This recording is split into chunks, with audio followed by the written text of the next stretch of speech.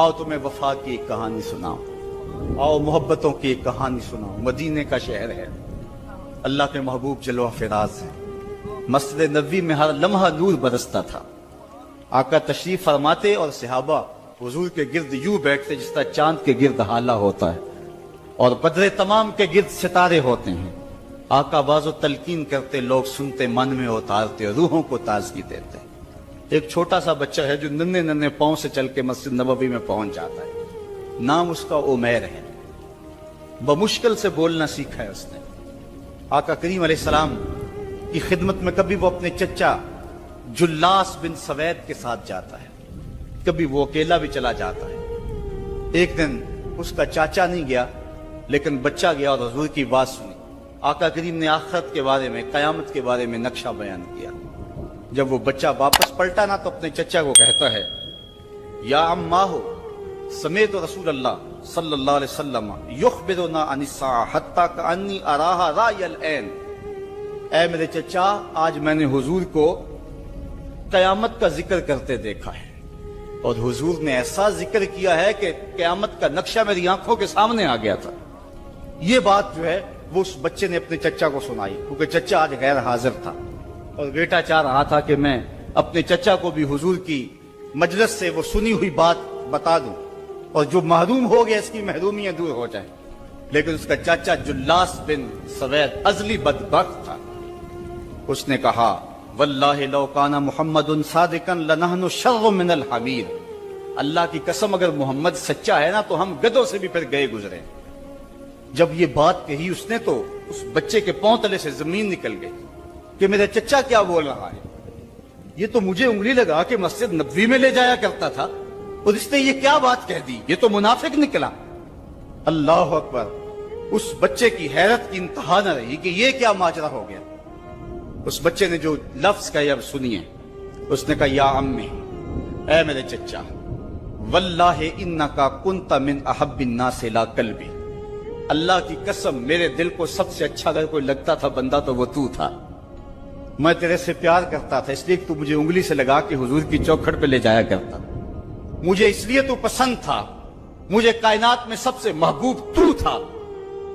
वल्लाहि लक़द अस्बहता अलआन अबग़दहुम इला कल्बी जमिया।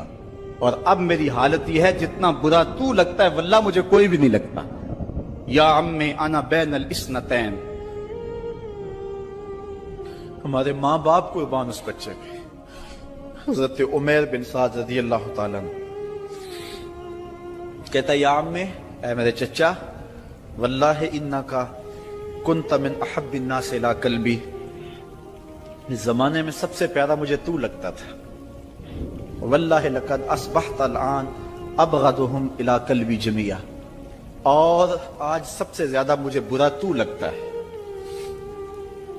आगे लफ्ज सुनिए बच्चे के, या अम्मे अना बैनल इस्नतैन। चचा जी, अब मैं ऐसे दोराहे पे खड़ा हो गया हूं। दो रास्ते जाते हैं। एक रास्ता तो मेरे लिए ये है, इम्मा अन अखून अल्लाह व रसूलहू फला उखबिर रसूल। एक रास्ता तो ये है कि मैं अल्लाह और उसके रसूल से खयानत करूं और जो तेरी बात है वो रसूलुल्लाह को ना बताऊं।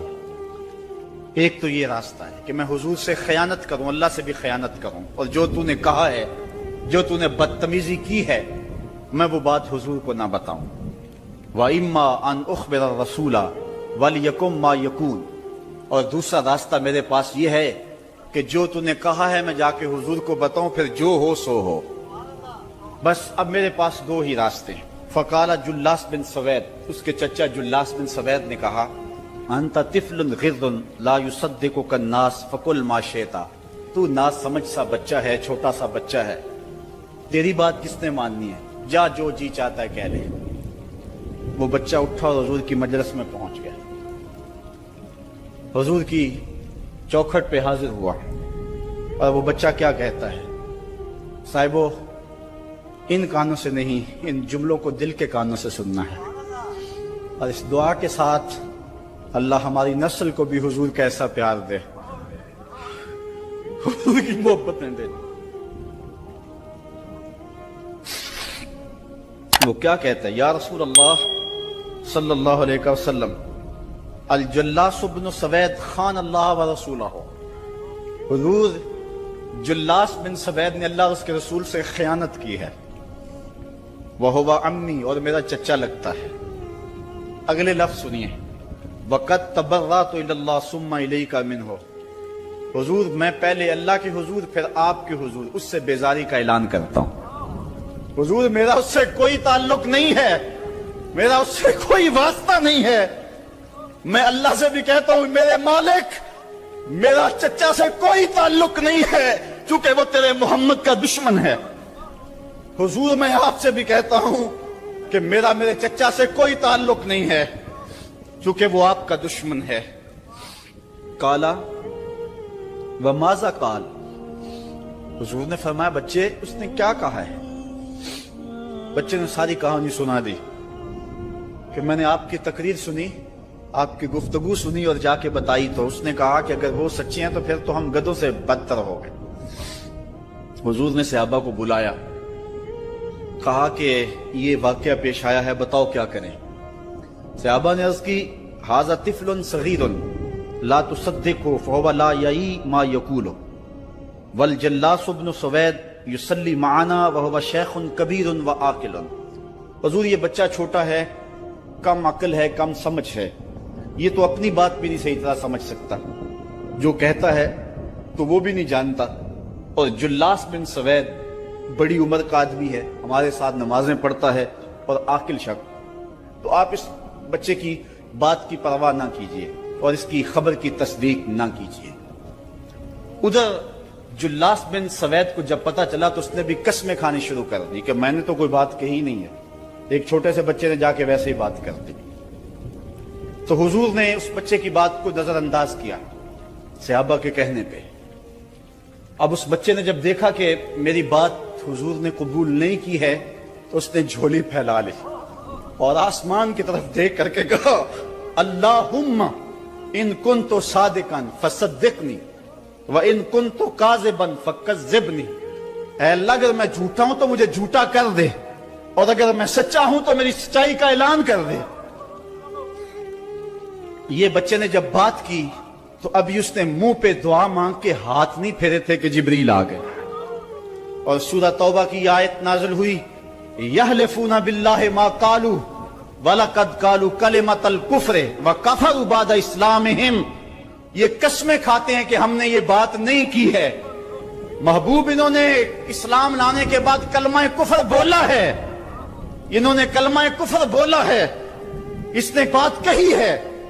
تو اللہ تعالیٰ کے محبوب نے اس بچے کو اپنے پاس بلایا، کہا مرحبا بالذی صدقہ ربہ من فوق سبع سماوات، خوش آمدید وہ بچے جس کی 7 آسمانوں سے اوپر رب نے بھی گواہی دی ہے، جس کی رب نے بھی گواہی دی ہے۔ پھر حضور نے اس بچے کے کان کو پکڑا اور فرمایا وَفَتْ أُذُنُكَ يَا غُلَامُ وَصَدَّقَكَ رَبُّكَ، بچے تیرے کان نے ٹھیک ہی سنا تھا اور تو وہ ہے جس کی گواہی اور جس کی تصدیق میرے رب نے فرمائی۔ اللہ اکبر۔ حضرت عمر رضی اللہ تعالیٰ عنہ کا دور آیا تو انہوں نے حضرت عمیر بن سعد انصاری رضی اللہ تعالیٰ عنہ کو حمص کا گورنر بنا دیا، اور پھر جب وہ فوت ہوئے تو حضرت عمر روئے، فرماتے کاش کہ میرے پاس عمیر جیسا کوئی دوسرا آدمی ہوتا اور میں مسلمانوں کی محافظت کے لیے اسے مقرر کرتا۔ اللہ اکبر۔ تو حضور علیہ السلام کی محبت اور حضور کے ساتھ وفا کا یہ رشتہ اور یہ تعلق اور یہ گہرا ربط اللہ تعالیٰ کی محبت کا بندے کو مستحق کرتا ہے۔ اللہ نے بھری بزم کے اندر اس بچے کو عمیر بن سعد رضی اللہ تعالیٰ عنہ کو جھوٹا نہیں ہونے دیا۔ تو اقبال کہتا ہے کی محمد سے وفا تو نے تو ہم تیرے ہیں، یہ جہاں چیز ہے کیا لوح و قلم تیرے ہیں۔ کسی امیر شخص کا نام ہے کیا بدن کے اوپر پیوند لگے لباس پہننے والے وہ فاقہ مست کیا امراء کی فہرست میں آتے تھے؟ ہمیں تو وہ کہانی بھی اسلام کی غربت کی یاد آتی ہے کہ جب احد کے اندر 70 شہیدوں کے لاشیں پڑے ہوئے ہیں تو حضرت صفیہ حضور کی پھپھی اپنے بھائی حمزہ کے لیے 2 چادریں لے کر کے کفن کی آتی ہے، تو حضور علیہ السلام نے فرمایا کہ جس قبر میں حمزہ کو دفن کیا جائے اسی قبر میں مصعب بن عمیر کو بھی کفن دیا جائے اور دفن کیا جائے۔ اور کہا میرے چچا کے لیے اس کی جو بہن میری پھپھو جو 2 چادریں لے آئی ہے، کہا ایک چادر ہم مصعب بن عمیر کو دیں گے۔ یہ مصعب بن عمیر کون ہے؟ تاریخ پڑھو، کتنی دل آویز تاریخ ہے۔ مکے میں ایک امیر ترین خاتون ہے جس کے بیٹے کا نام مصعب ہے، اور وہ اپنے بیٹے کو اتنا خوبصورت لباس پہناتی ہے اور اتنے خوبصورت خوشبو اور عطر اس کو لگاتی ہے کہ مصعب بن عمیر جن گلیوں سے گزرتے تھے دیر تک وہ گلیاں مہکتی رہتی تھی۔ لوگ کہتے تھے یہاں سے مصعب گزر کے گیا ہوگا اس لیے یہ گلیاں مہک رہی ہیں۔ اچھا پھر مصعب پہ نظر پڑتی ہے میرے محمد عربی کی، اور مصعب بن عمیر حضور کی زلفوں کا اسیر ہو جاتا ہے۔ ماں کافرہ ہے، جب پتہ چلتا ہے تو اس کا لباس بھی چھین لیتی ہے، سہولتیں اور آسودگیاں بھی واپس لے لیتی ہے۔ پھر وہ وقت بھی آیا کہ مصعب بن عمیر حبشہ کی جانب ہجرت کر جاتے ہیں۔ مکے کے حالات کچھ تھوڑے سے خوشگوار نظر آئے تو وہ حبشہ سے واپس مکے جب پلٹے تو ان کے بدن پہ جو چادر تھی وہ جگہ جگہ سے پٹی ہوئی تھی۔ میرے آقا کریم علیہ السلام نے دیکھا تو حضور کی آنکھوں میں آنسو ٹپکنے لگے۔ کہا یہ وہی مصعب ہے جو اتنا خوش پوش نوجوان تھا کہ میں نے پورے مکے میں اس سے خوبصورت لباس پہننے والا کوئی دوسرا شخص نہیں دیکھا، اور آج میرے مصعب کو پہننے کے لیے جو چادر میسر ہے وہ بھی جگہ جگہ سے پٹی ہوئی ہے۔ یہ اسلام کی غربت کی کہانی ہے، اور آج احد میں یہی مصعب بن عمیر شہید ہو جاتے ہیں اور ان کے لیے کفن بھی دستیاب نہیں ہے۔ حضور نے کہا جو میرے چچا کے لیے 2 چادریں لائی ہیں ان میں سے ایک کا کفن مصعب کو دے دو نا، اور دوسری چادر سے کفن میرے چچا کو دے دیا جائے۔ اچھا حضرت مصعب کے لیے بڑی چادر رکھ دی گئی، اور حضرت امیر حمزہ کے لیے جو چادر تھی وہ چھوٹی تھی، اگر سر ڈھانپتے تھے تو پاؤں ننگے ہو جاتے، اگر پاؤں ڈھانپتے تھے تو سر ننگا ہو جاتا۔ حضور نے فرمایا میرے چچا کا سر ڈھانپ دو اور پاؤں کے اوپر اذخر نامی گھاس ڈال دو۔ میں یہ اسلام کی غربت کی کہانی تمہیں سنا رہا ہوں، جب میرے رسول کے چچا کے لیے پورے کفن کا ٹکڑا بھی دستیاب نہیں تھا، اسلام اس وقت بھی عزت پا گیا تھا، اسلام اس وقت بھی ذلیل نہیں تھا، اسلام اس وقت بھی سربلند تھا، اور اسلام اس وقت بھی عزتوں کی مسند پہ تھا۔ یہ اسلام کا وہ دور ہے کہ جب حضور مسجد نبوی سے باہر نکلتے ہیں تو آگے حضرت عمر و ابو بکر رضی اللہ تعالی عنہما کھڑے ہیں، چہرے کے اوپر عجیب اداسی ہے۔ کہا عمر ابو بکر اس وقت کیوں کھڑے ہو؟ عرض کی حضور بھوک نے گھر میں ٹکنے نہیں دیا، ہم نے چاہا حضور کا چہرہ دیکھ لیں تو کچھ پیاس بجھ جائے، کچھ بھوک مٹ جائے۔ حضور نے فرمایا میرا حال بھی یہی ہے، جس چیز نے تجھے گھروں سے نکالا ہے وہی چیز مجھے گھر سے نکال لائی ہے۔ چلتے ہوئے حضرت ابو ایوب انصاری کے گھر کے قریب سے گزرے،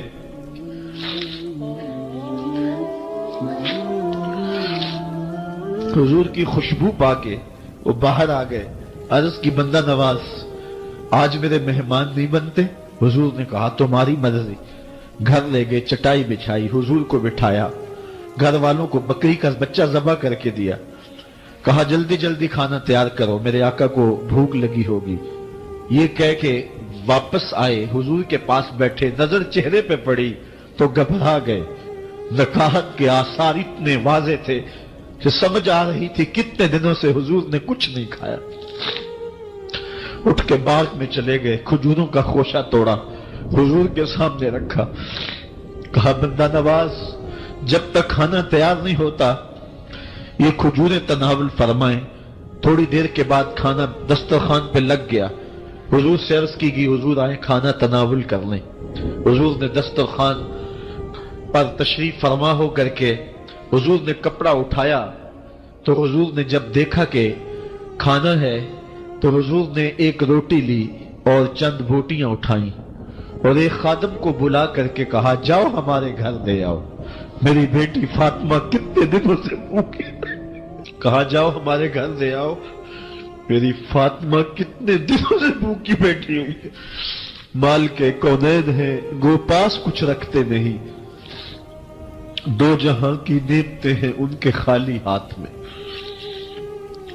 آپ کو پتا ہوگا کہ جب میرے رسول کا انتقال ہوا ہے، حضور کا وصال ہوا ہے، تو حضور کی ایک زرہ ایک یہودی کے گھر میں گروی رکھی ہوئی تھی۔ حضور نے زرہ رکھ کر کے اس سے قرض لیا ہوا تھا۔ یہ اسلام کی غربت کی کہانی ہے، اور پھر اللہ نے اسلام کو امارت کے رنگ بھی دیے۔ اور تمہیں کہانی سناؤں، حضرت عدی بن حاتم روایت کرتے ہیں، صحیح بخاری میں روایت ہے۔ یہ حاتم تائی کے بیٹے ہیں، کہتے ہیں میں حضور کی خدمت میں حاضر ہوا، ایک شخص آیا، کہنے لگا حضور غربت نے میرا برا حال کر دیا ہے، اور اس نے شکایت کی، غربت کی، پسماندگی کی، اور اپنی معاشی بدحالی کی۔ پھر ایک شخص آیا، کہنے لگا حضور میرے پاس دولت تو ہے، لیکن میں نے جس منزل پہ جانا ہے راستہ پر خطر ہے، تو میرے لیے کیا حکم ہے کہ میں کیسے راستہ طے کروں؟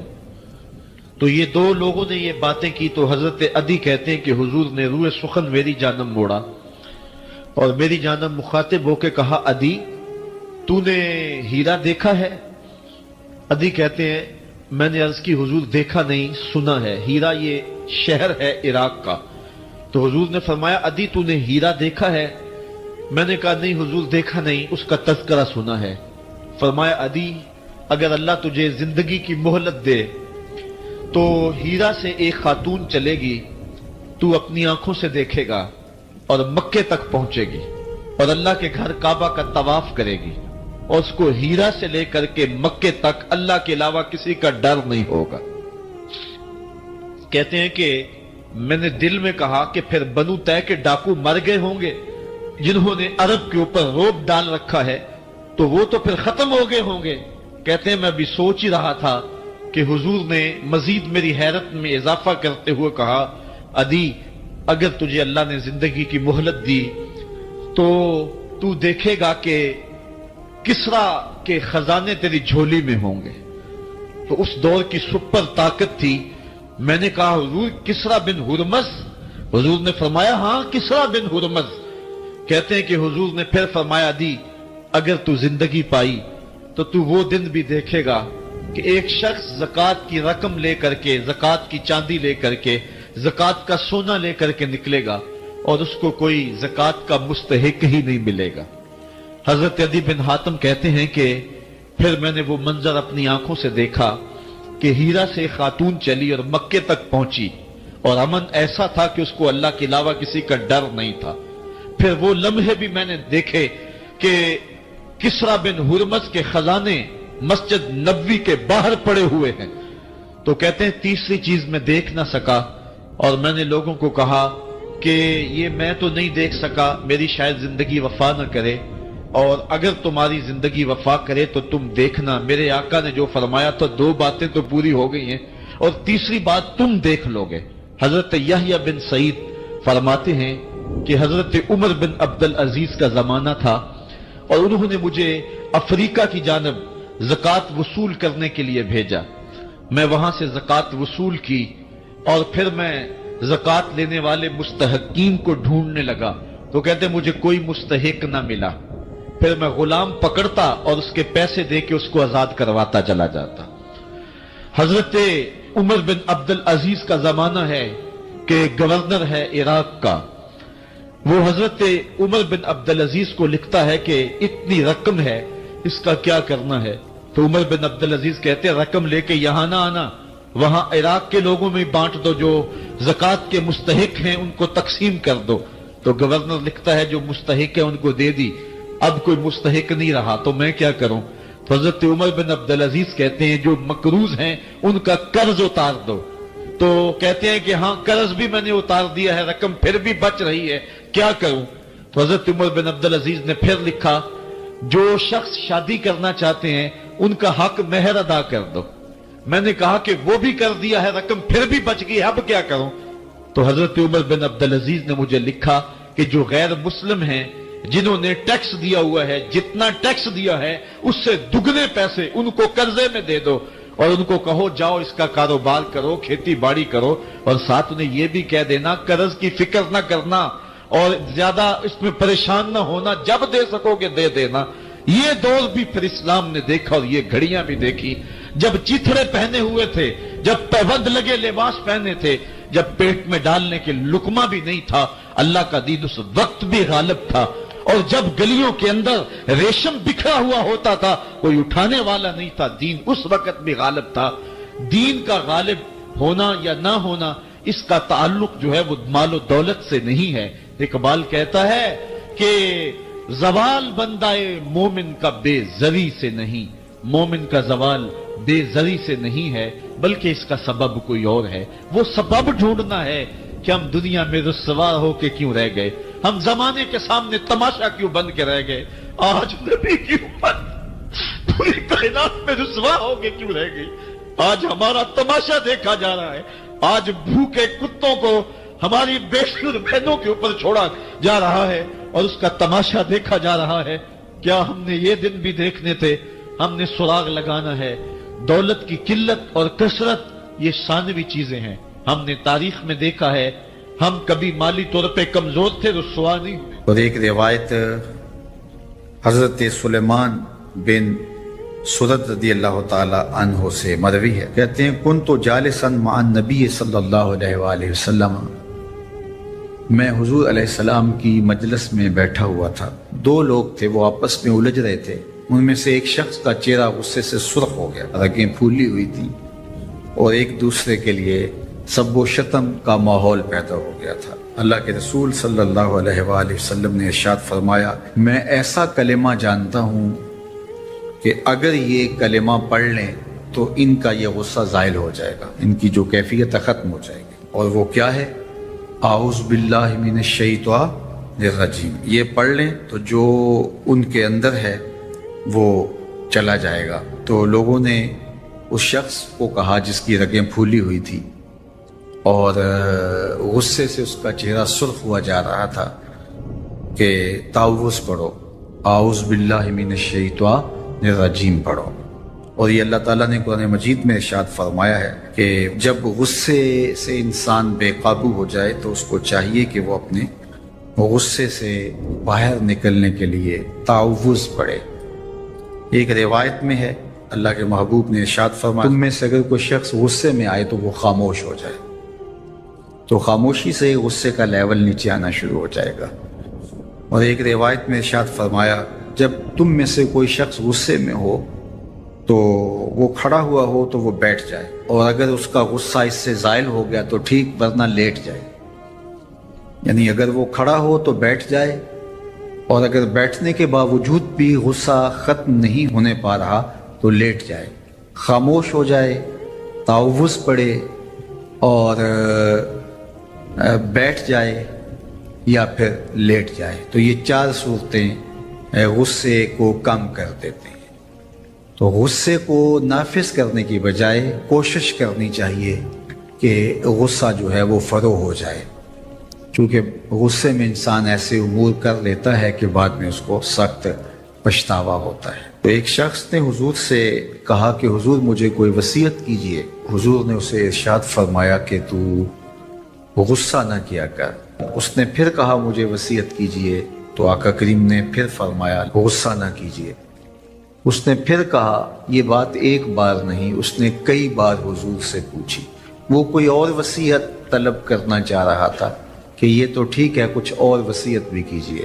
اس سے ایک تو اس شخص کی ذاتی صورتحال ایسی ہوگی، اور دوسری یہ ہے کہ اس نصیحت کی اہمیت کے پیش نظر کہ غصہ جب انسان کو آتا ہے تو وہ مغلوب ہو جاتا ہے اور بہت غلط فیصلے کر بیٹھتا ہے، اس لیے بار بار ایک نصیحت پر تاکید کرنا اور اس کا تکرار کرنا اس امر کی طرف توجہ دلاتا ہے کہ ہمیں معاملات کے اندر بہت معتدل رہنے کی ضرورت ہوتی ہے۔ جو شخص غصے کو نافذ کرنے کی طاقت رکھتا ہے، ایک تو ہوتا ہے کہ بندہ غصے سے خود اپنے آپ کو بے چین کرے گا، لیکن اپنے غصے کو نافذ نہیں کر سکتا، غصہ نکال نہیں سکتا، خود پیچ و تاب کھائے گا۔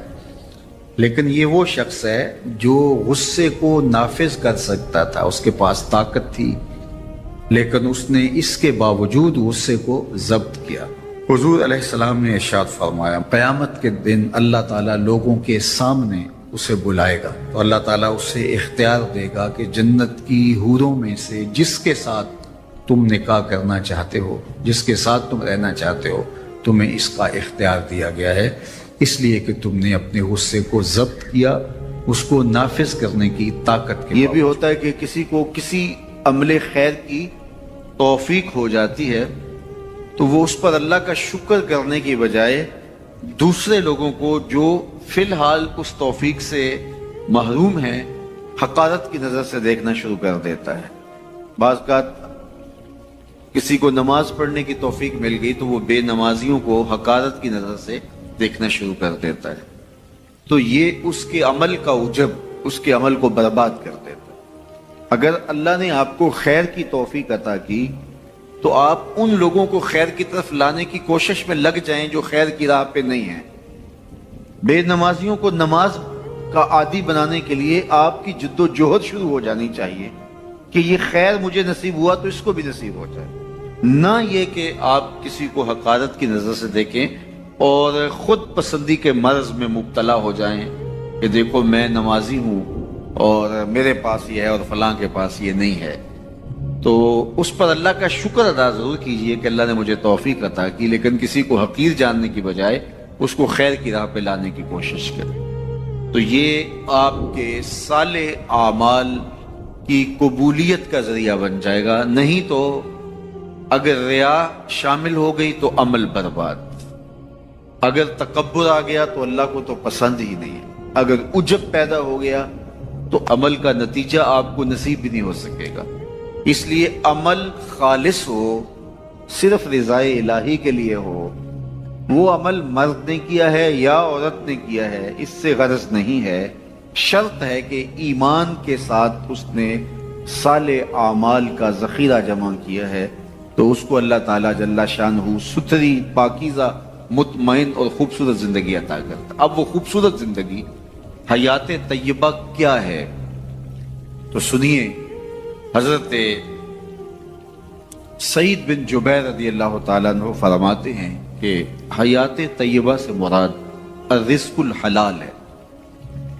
اللہ جل شانہ جس کو پاکیزہ اور ستھری زندگی عطا کرتا ہے اس کو رزق حلال عطا کرتا ہے۔ حلال رزق کا نصیب ہو جانا ایک خوبصورت زندگی کا نصیب ہو جانا ہے، کیونکہ حلال میں طمانیت رکھی گئی ہے۔ ایک شخص جتنا بھی حرام رزق اکٹھا کر لے اس کو اس سے طمانیت باطن، سرور باطن نصیب نہیں ہو سکتا، اس کے اندر اطمینان اور قرار نہیں آ سکتا، کیونکہ حرام میں یہ ہے ہی نہیں۔ تو حلال تھوڑا بھی مل جائے لیکن وہ حلال وہ باطن کی طمانیت کا سبب ہے، اندر کی روشنی کا ذریعہ ہے، اور ایک سرشار، مطمئن، خوبصورت اور خوشگوار زندگی کی ضمانت ہوتی ہے رزق حلال۔ اللہ ہم سب کو اپنی جناب سے رزق حلال ہی نصیب کرے، اور اگر ہم سچے دل سے یہ عہد کر لیتے ہیں کہ اللہ ساری زندگی تو ہمیں رزق حلال ہی دینا اور ہم بھی ساری زندگی حرام کے ایک لقمے سے بھی اپنے آپ کو محفوظ کریں گے، اللہ آپ کے لیے حلال کے راستے کشادہ کر